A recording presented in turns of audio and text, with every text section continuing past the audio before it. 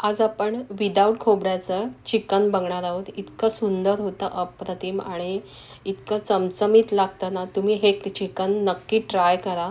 तर आज मी तुम्हाला नमस्कार मैत्रिणींनो, गीताज किचनमध्ये तुमचे खूप खूप स्वागत. आज मी तुम्हाला दाखवणार आहे खोबरं न घालता चिकन कसं चमचमीत करायचं ते, आणि चवीलाही खूप छान लागतं. तर इथे मी आता सुरुवातीला आपण हे चिकन तयार करण्यासाठी याला आपण हे आलं लसूण पेस्ट लागणार आहे. तर ती पेस्ट आपण बनवून घेणार आहोत. त्यासाठी मी इथे 4 तिखट मिरच्या घेतल्या आहेत. त्यानंतर 2 तुकडे आल्याचे आहेत, 9-10 पाकळ्या लसणीच्या आहेत आणि कोथिंबीर घेतली आहे. ह्याच्या आधी सुरुवातीला आपण वाटण करून घेणार आहोत, कारण चिकनला एक उग्र वास असतो आणि हे आलं लसूण घातल्यामुळे तो वास नाहीसा होतो आणि फार महत्त्वाचं आहे. आणि आपण इथे आता खोबरं वापरत नाही, तर आपण त्यासाठी मी थोडीशी आलं लसूण पेस्ट इथे जास्त वापरणार आहे. आणि त्या आलं लसूणमुळेच चिकनला एक छान टेस्ट येते. तर तुम्ही नक्की ही कोथिंबीर आलं लसूण पेस्ट म्हणजे वाटणामध्ये घाला. कोथिंबीर काय काय जण वापरत नाही, पण मी तुम्हाला सजेस्ट करेन की असं वाटण करून घ्या. आता इथे मी जवळजवळ हे अर्धा किलो चिकन घेतलं आहे. त्याच्यामध्ये चवीनुसार आता मी मीठ घालते. तर जवळजवळ 1.5 चमचा मीठ घातलं आहे. त्यानंतर आपण इथे अर्धा चमचा हळद पावडर घेतली आहे. आणि जे आपण आलं लसूण पेस्ट आणि कोथिंबीरीचं वाटण केलं आहे ते आपण जवळजवळ इथे 4 चमचे घालणार आहोत. मी थोडंसं ते वाटलं जात नव्हतं म्हणून पाणी घातलेलं. आणि इथे 1 चमचा गरम मसाला घेतला. तसाच माझा मालवणी मसाला मी इथे 2 चमचे घेतले आहे. आणि त्यानंतर 1 चमचा ही धणे पावडर आहे. तसंच आपण ह्याच्यामध्ये आता दहीचा वापर करणार आहोत. तर इथे मी जवळजवळ 3 मोठे चमचे दही, म्हणजे जवळजवळ ते 150 ग्रॅम दही आहे, ते घालणार आहे. आणि इथे कस्तुरी मेथी आहे, ती मी थोडीशी चुरून याच्यामध्ये घातली आहे. आणि चांगलं आपण ते आता हे मिश्रण मिक्स करून घेऊया, जेणेकरून ते मसाले त्या सगळ्या चिकनला मस्तपैकी लागेल आणि ते चांगलं मुरलं जाईल. तर आता हे मुरण्यासाठी आपण जवळजवळ 2 तास ठेवणार आहोत. कारण जेवढं तुम्ही त्या मसाल्यांमध्ये चिकन मुरायला ठेवाल ना, तेवढं ते चिकन चवीला खूप छान होतं. तुम्ही कुठलंही चिकन किंवा मटण करताना हे मसाले लावून थोडा वेळ ठेवून द्या, जास्त वेळ. त्यामुळे ते चिकनमध्ये ती चव चांगली उतरते. तर आता मी हे 2 तास फ्रीजमध्ये ठेवलं आहे. आणि इथे आता आपल्याला जे चिकनच्या फोडणीला जे साहित्य लागणार, म्हणजे ते कांदे मी इथे 3 घेतले आणि 2 टमॅटो घेतले आहे. तर मी फक्त 2च कांदे चिरून घेतले, कारण ते इनफ असे मला वाटतात आहे. आणि 2 टमॅटो बारीक चिरले. हे मात्र जरा बारीक चिरायचं आहे, जेणेकरून आपण फोडणीला देताना ते व्यवस्थित भाजले जाईल.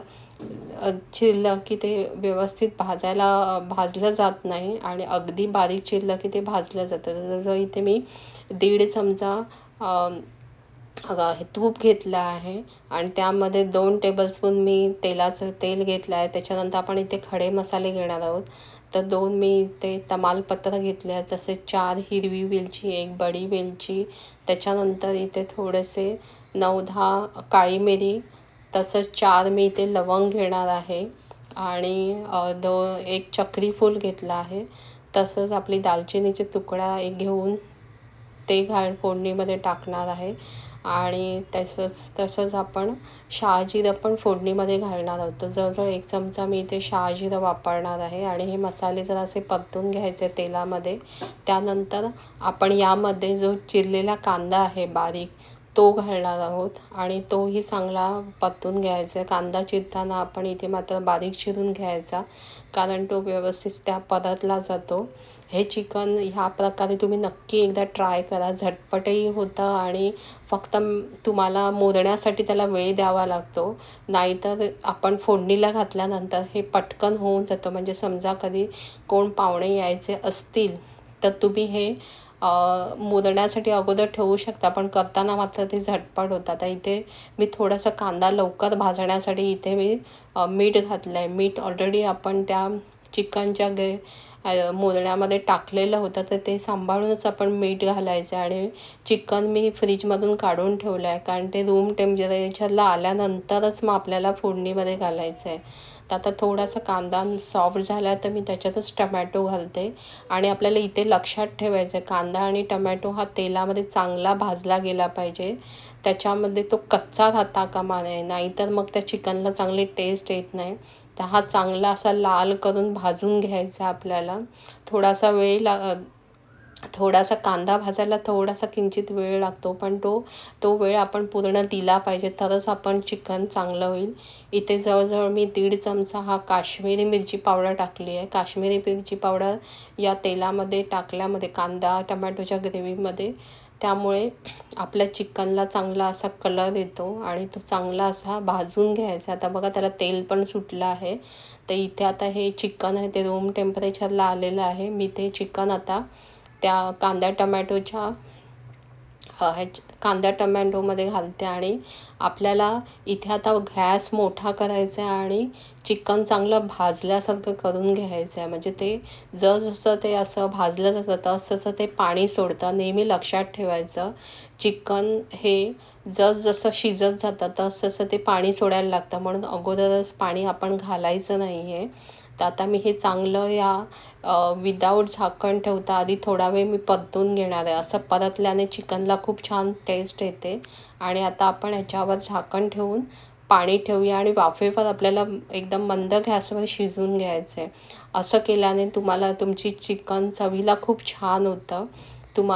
गॅस मी ते दाखवल्याप्रमाणे ठेवायचं आहे.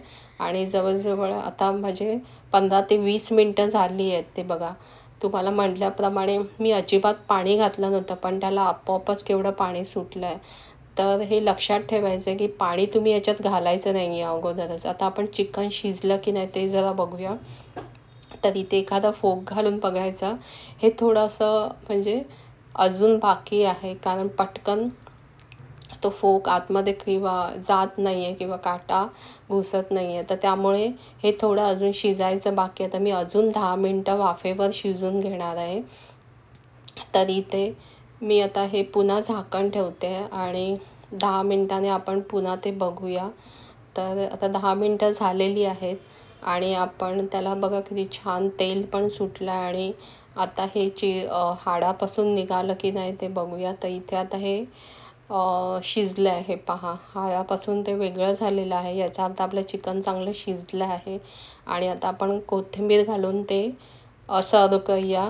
तर तुम्ही हे चिकन नक्की करून बघा, झटपट होतं, चवीला खूप छान लागतं, त्याला कलरही बघा किती सुंदर आला आहे. तर तुम्ही ही रेसिपी नक्की ट्राय करा आणि कमेंट्स करून सांगायला विसरू नका. अशाच नवीन रेसिपी तुमच्यासाठी घेऊन येत राहणार आहे. ही रेसिपी तुम्ही कशासोबतही खाऊ शकता, वडे, भाकरी, भातासोबत, सर्वांसोबतच चांगली राहते.